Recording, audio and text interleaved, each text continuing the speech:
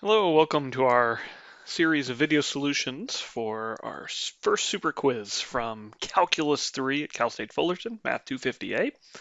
The first problem is really a problem that could have come from your Calculus 1 course, but of course we need to be able to take derivatives all throughout this course. So we're working on it here. So here we're asked to compute a derivative of a sum of functions. Of course, the first thing you have to know, and I think at this point most everybody knows it, right, is if you have two functions and you take their sum and then take the derivative, that will be the same thing as taking their derivatives individually and then summing those functions. So we're going to be able to differentiate each of these functions individually.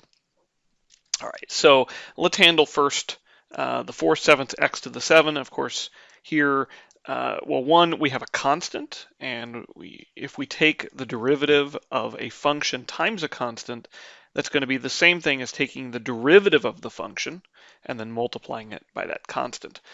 So, all right, so that means we can just ignore this 4/7 until the very end, right? Or we'll multiply it by the derivative of x to the 7th. And of course, we also have what's called the power rule, where if you take the derivative of your variable raised to a constant power, this is going to be that constant power multiplied by your variable, and then you raise that to 1 less than the constant power. So in this case, we're going to bring down a 7, and then have an x to the 7 minus 1, which is 6. Okay. Of course, if you wanted to simplify this, you might notice, oh, hey, look, the 7's cancel, and you get 4x to the 6th power. Okay, so now we move on to the next piece. So here we have a product of two functions, right? We have a sine function, and we have an exponential function. So we're going to want to use the product rule. The product rule, you'll recall, says if you have a product of two functions and you take their derivative, and this is going to equal the first function times the derivative of the second plus the derivative of the first function times the second function. Okay, so first thing we can do here, well, we have a minus, we can write that down. Because we're going to be adding things up and we had a minus, I'm going to put some parentheses here just so we remember this minus has to distribute. All right, so first thing I get to do is just copy this function sine, 3x squared plus 1. And then I multiply by the derivative of the exponential. But of course, the derivative of e to the x is e to the x. So I literally there get to just copy both functions. Okay, plus, now I'm going to take the derivative of this sine function. But notice, of course, that the sine function is composed with another function, namely 3x squared plus 1.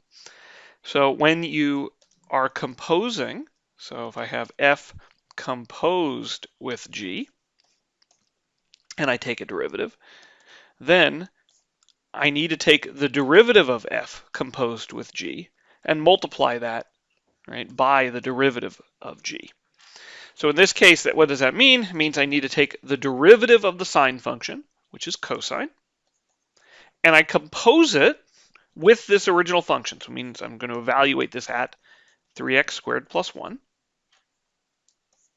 And then I need to multiply by the derivative of that function we composed with, so the derivative of 3x squared plus 1, which is 6x. Okay, so this gave me the derivative of this sine function, and then I need to multiply by the exponential. Okay, and that will close off that parenthesis. All right, so we've now handled this sine times exponential. Next, we have a quotient, right? We have a function divided by another function, so we'll need the quotient rule. That says if we take the derivative of a quotient, well, okay, you get this g times the derivative of the numerator function minus f times the derivative of the denominator function, and then divided by the square of the denominator. Okay, so here we go. So we'll have a little plus sign. So we're going to have a fraction, and we're going to start by copying the denominator. So there's tangent of x, and multiply by the derivative of the numerator. So the derivative of 3x minus 1 is 3. Minus, now I can copy the numerator. So 3x minus 1. And then we'll multiply by the derivative of the denominator. So you need to know the derivative of the tangent function, and that is secant squared. Okay, and then we divide on the bottom by the derivative of the denominator. That'll be tangent squared. Okay, so we've handled that one. And finally, we just have an arcsine function, right? So there's no special rule that we need to use. We just need to know what the derivative is. And the derivative of the arcsine is 1 over the square root of 1 minus x squared. And there we go.